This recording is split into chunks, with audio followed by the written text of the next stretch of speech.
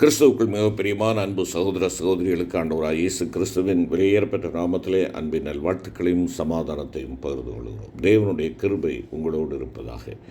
இன்றைய தியான பகுதி அப்போஸ்தலனாகிய பரிசுத்த பவுல் எபேசியருக்கு எழுதின நிருபம் 2ஆம் அதிகாரம் 11 முதல் 22 வசனங்கள். எபேசியர் 2:11 முதல் 22.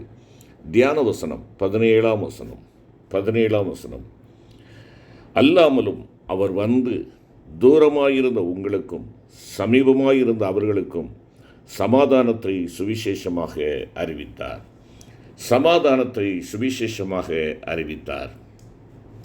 என்னை கேட்டுக்கொண்டிருக்கிற அருமையான கர்த்தருடைய பிள்ளைகளை, நம்முடைய ஆண்டவர் திருத்துவ தேவன் என்பதாக நாம் பார்க்கிறோம்.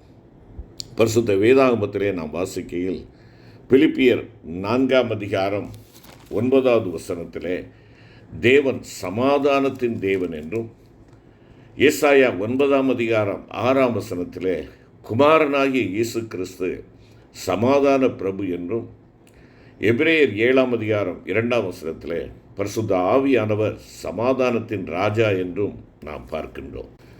ஆதி மனிதனானவன் பாவம் செய்து தேவனிடத்தில் சமாதானம் இல்லாமல் காணப்பட்டான்.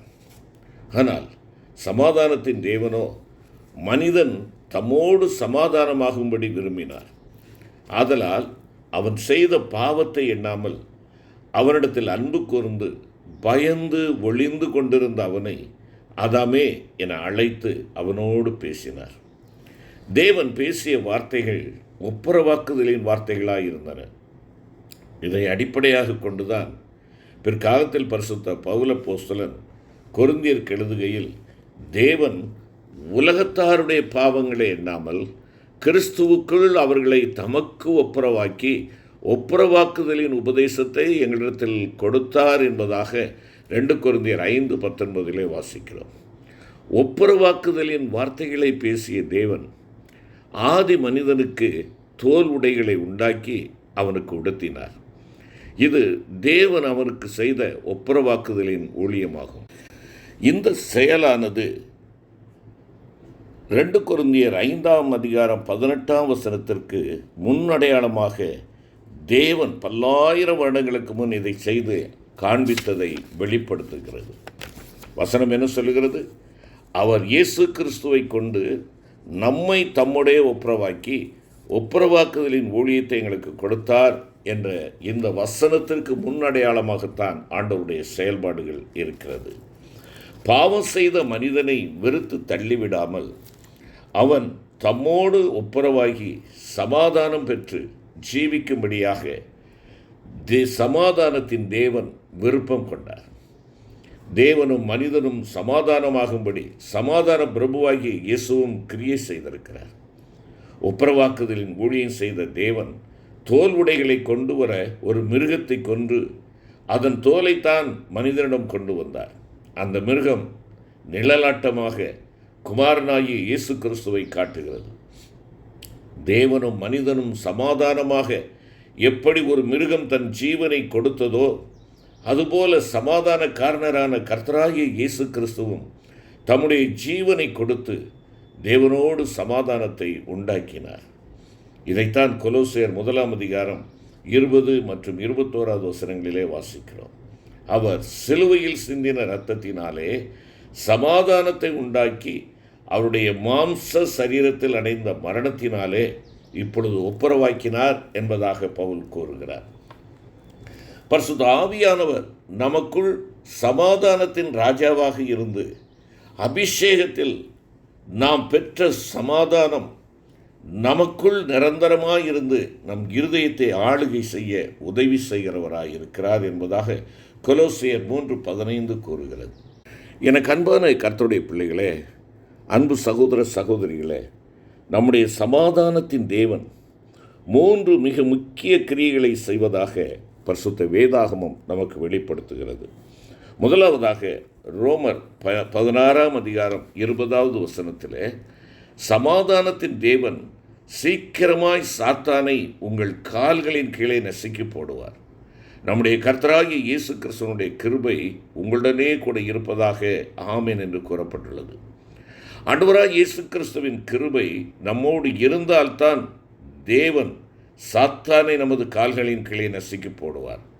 நாம் நமது ஞானத்தையோ நம்முடைய பலத்தையோ நம்முடைய சுயமுயற்சியையோ சுய ஞானத்தையோ சாராமல் தேவ ஞானத்தையும் தேவனுடைய பலத்தையும் சார்ந்து ஜீவிக்க வேண்டும். ஏசாயா 16:5 என்ன சொல்கிறது தெரியுமா? கிருபையினாலே சிங்காசனம் ஸ்தாபிக்கப்படும். கிருபையினால் நாம் ஜெய ஜீவியம் செய்கையில் சாத்தான் நசுக்கி போடப்படுவான். சாத்தான் நசுக்கி போடப்பட அருமையான கர்த்தருடைய பிள்ளையே, கிறிஸ்துவின் கிருபையை நீ பெற்றவளாக இருக்கிறாயா? அந்த கிருபையினாலே உனக்கு கிடைத்த ஆசீர்வாதங்களை, அந்த ரட்சிப்பின் செயலாற்றல்களை நீ உனக்கு சொந்தமாக்கி கொண்டிருக்கிறாயா? என் ஆண்டவர் சாத்தானின் கால்களின் கீழே நசுக்கி போடுவதற்கு நீ தேவனுடைய கிருபையின் மகனாக, கிருபையின் மகளாக, சிலுவையின் உடன்படிக்கையின் பிள்ளையாக நீயும் நானும் காணப்பட வேண்டும். இரண்டாவதாக 1 தெசலோனிக்கேயர் 5:23 நாம் வாசிக்கின்ற பொழுது, சமாதானத்தின் தேவன் தாமே உங்களை முற்றிலும் பரிசுத்தமாக்குவாராக. உங்கள் ஆவி, ஆத்துமா, சரீரம் முழுவதும் நம்முடைய கர்த்தராகிய இயேசு கிறிஸ்து வரும்போது குற்றமற்றதாய் இருக்கும்படி காக்கப்படுவதாக என்று எழுதியிருக்கிறது. சமாதானத்தின் தேவன் நம்மை முற்றிலும் பரிசுத்தமாக்கி கொண்டிருக்கிறார்.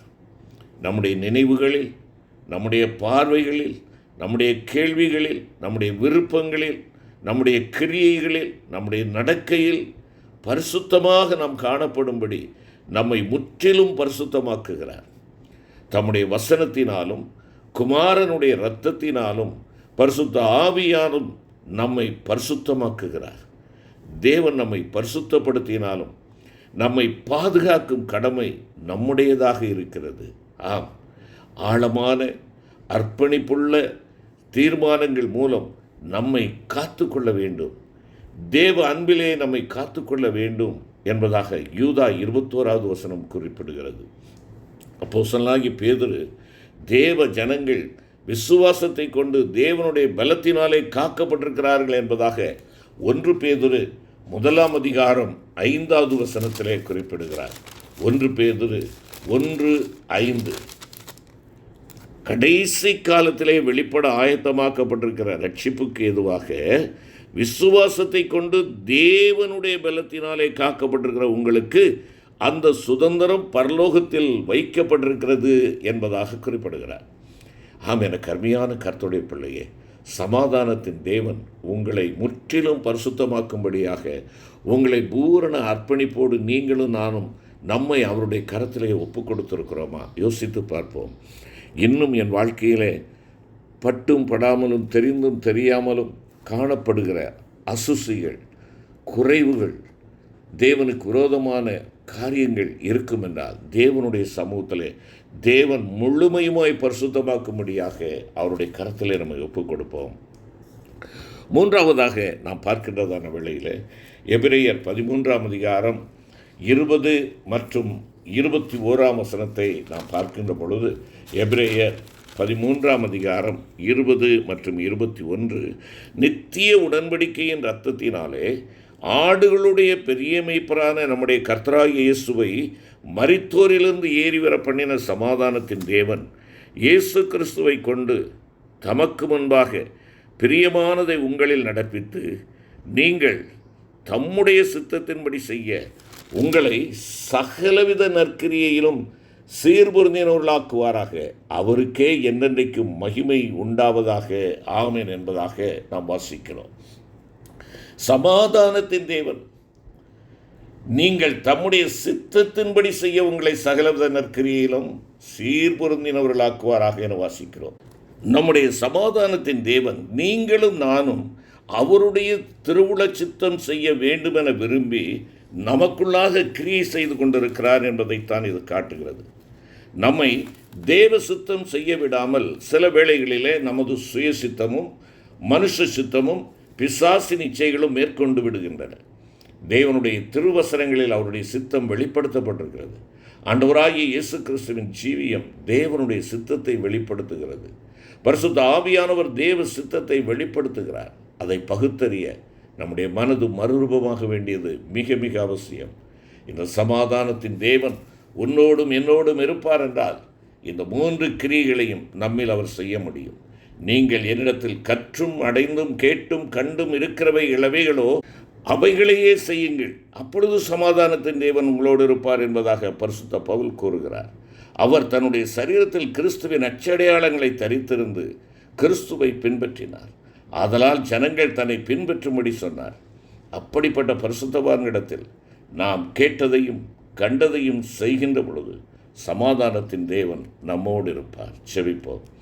கிருபை நிறைந்த ஆண்டவரே, சமாதானத்தை உண்டு பண்ணும் ஆக்கினை உண்மையில் விழுந்தது என்று சொல்லி பார்க்கிறோமே, அது ஏதோ யாரோ ஒருவருக்காக அல்ல, எனக்காக எங்களுக்காக என்று சொல்லி ஆண்டவரே, நாங்கள் அந்த சமாதானத்தை விட்டுவிடாதபடி சமாதானத்தின் தேவனை நாங்கள் உறுதியாய் பற்றி கொண்டு கிறிஸ்துவின் பிள்ளையாய் நாங்கள் எங்களை அர்ப்பணித்தவர்களாக தேவனுடைய முழுமையான பரிசுத்தமாக்குதலுக்கு எங்களுடைய ஆவி ஆத்மா சரீரம் முழுவதையும் நாங்கள் ஒப்புக்கொடுக்கத்தக்கதாக சமாதானத்தின் தேவனை நாங்கள் பிரியப்படுத்தும்படியாக உம்முடைய சித்தத்தின்படி செய்ய சகல நெற்கிரியைகளிலும் சீர்பொருந்தினவர்களாக மாற்றும்படியாக எங்களை உம்முடைய கரங்களிலே தாழ்த்தி தருகிறோம். அப்பா, தேவரீர் எங்களோடு கூட இருந்து சாத்தானை கால்களின் கீழே நசுக்கி அப்பா என்னையும் எங்களை முற்றிலுமாய் பரிசுத்தப்படுத்தி சகல நற்கிரியைகளிலும் சீர்பொருந்தும்படியாக எங்களை வழிநடத்துவீராக.